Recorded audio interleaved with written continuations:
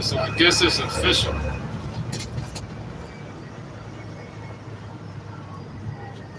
Baby, it's official.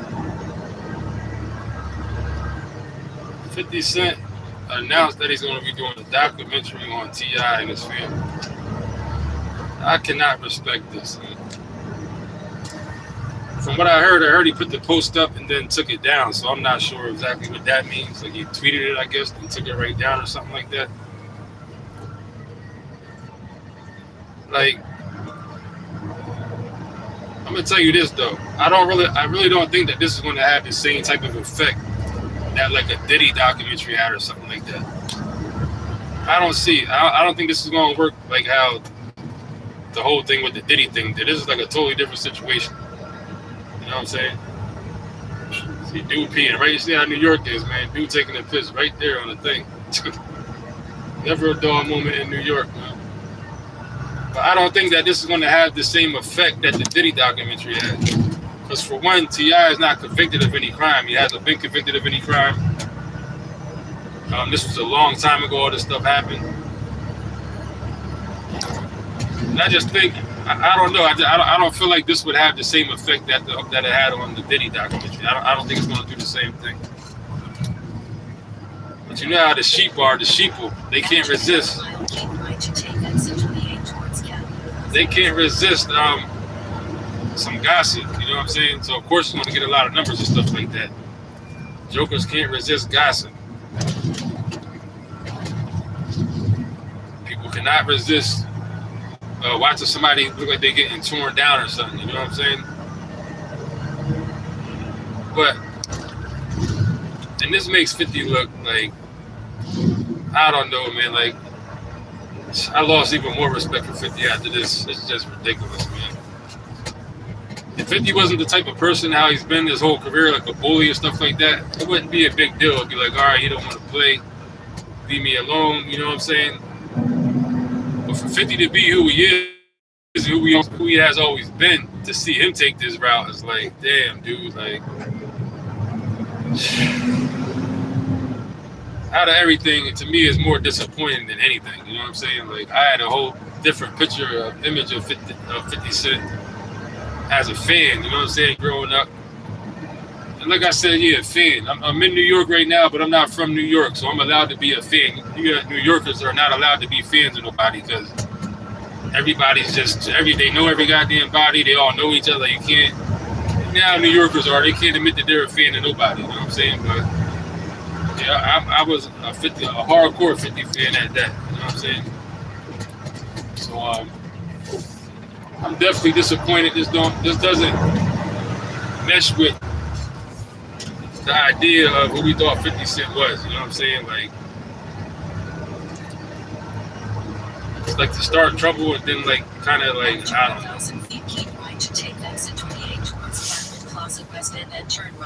I don't know, man. But at this day and age, nothing surprises me anymore. Nothing has really surprised me in I don't know how long. It's hard for anything to surprise me at this point. You know what I'm saying? But I don't think, and I hope that it don't have the same kind of impact as the Diddy doc. And I don't think it would, because this is a different situation. A lot of people, I feel like, are sympathizing with the whole situation of feeling like 50 came at a woman. You know what I'm saying? At Tiny. So just for that simple fact, I feel like people ain't going to receive this one like how they received the Diddy one. I think this is going to be a totally different situation. Like I said earlier on the video, T.I. said definitely that he said when he seen that picture, the T-shirt though, he said he wasn't feeling that. Hit the like button if you've been there. He said he wasn't feeling that. He said it was over then. That was like a little bit too far, like all of us said. You know what I'm saying? So yeah, man. On the side note, I'm seeing that the Breakfast Club and other podcasts went to Netflix, which is, I don't understand that at all. After 600 feet, turn right. That's not a good idea. Because who the hell going to go to Netflix to watch a podcast? I know I damn sure ain't. You know what I'm saying? the whole point of doing YouTube is that you can do other stuff while you're doing YouTube. Like if I'm watching YouTube, 9 times out of 10, I'm doing something else on my phone at the same time. I got YouTube down in the corner in that little box, and I'm doing like maybe 2 other things at the same time. You know what I'm saying? I'm not going to stop my whole day and focus all my attention on Netflix to watch a podcast. So I don't know. Like I was just saying in my one video that I took down about the whole thing with I was talking about Floyd Mayweather and them. I was like, sometimes you don't always got to try to be the biggest, baddest, and the most of sometimes you gotta know when you already have won. You know what I'm saying? You gotta know when you already accomplished the goal already. Because what I said specifically, I was like, if you got your own business and you're making $1 million a year, sometimes you're better off just keeping that $1 million a year and keeping it to yourself with your business instead of trying to scale up like everybody does all the time. And then now you got conglomerates and you're tied in with all these people. Then you got to worry about this and that and this and corporate stuff. And then it becomes, half of the time, it becomes something that you can't even control too much longer. Then you end up losing it or it goes backwards. You know what I'm saying? That's how I feel about the Breakfast Club. It's like it wasn't broke. Don't try to fix it. But I know it wasn't like, I don't think it was them themselves. It's iHeartRadio, it's iHeartMedia as a whole. I think is what actually did the business deal. And they're putting it on Charlemagne and giving him a lot of credit for it. So that way, if this shit don't work, then it's going to be Charlemagne's fault. You know what I mean? Because I tell you, like I can't. It would take a super, super special guest to be on the Breakfast Club for me to go to Netflix and watch the Breakfast Club. I'm not saying just for any podcast or any type of any content I watch on YouTube. Like if there's a documentary that comes out and it's on Netflix and YouTube or any kind of content at all, I'm gonna watch it on YouTube. You know what I'm saying? Like I'm not gonna go to Netflix and watch it.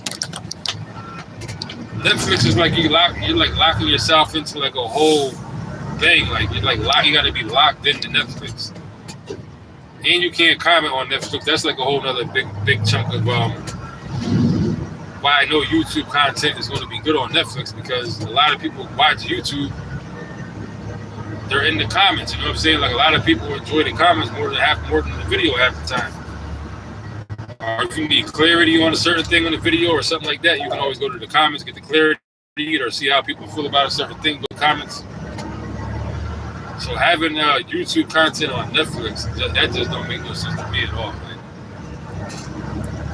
Yeah, now granted, if Netflix said, yeah, Joker, here's a couple mil, come over to Netflix and do a podcast, yeah, I would do it for myself. Like, of course, I ain't saying that. Like, but as a consumer, as the audience, you know what I'm saying? Like, I'm not going to Netflix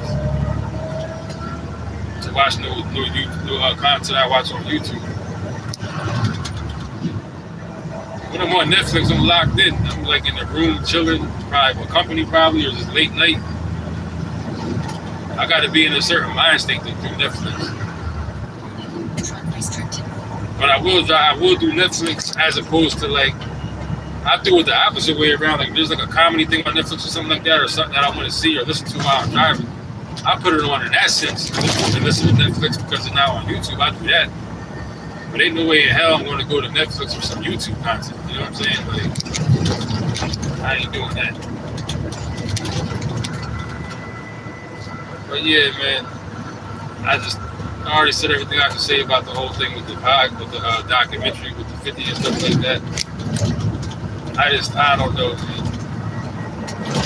That's like kind of equivalent of like getting in the beef and calling the cops, kind of a little bit like some way out there type stuff. Plus, if 50 didn't put the picture up with Tiny, I probably would have. People probably would feel accepted better, you know what I'm saying, as far as him like not rapping and shit. But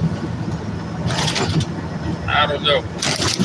50 made it clear that he don't give a damn about what anybody feels. He's gonna do what he's gonna do at the expense of any so-called integrity or whatever the case may be. So that's on him. I just think that shit is super whack. else I wanted to say too, real quick. I can't think of what it was. Some other time.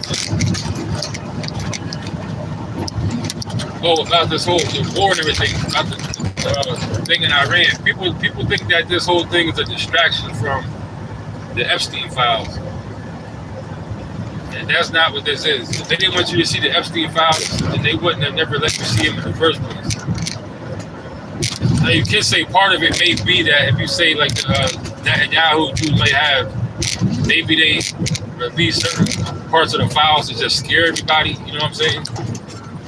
So they can do further blackmailing or something like that.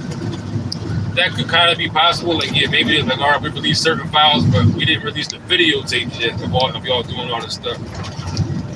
So maybe it's like, oh yeah, he's trying to control Trump with the videotapes, keeping them in the tuck. But even then, I'm like, after half a mile, keep right. I don't know. I believe none of them got that. The U.S. is not winning this war how they thought they were going to be winning this war. Oh, now this is what I was going to say. People think that's the distraction for that. This really, and I know every damn thing, but if you ask me what this is, they do this to have a reason now to when stuff starts happening on American soil,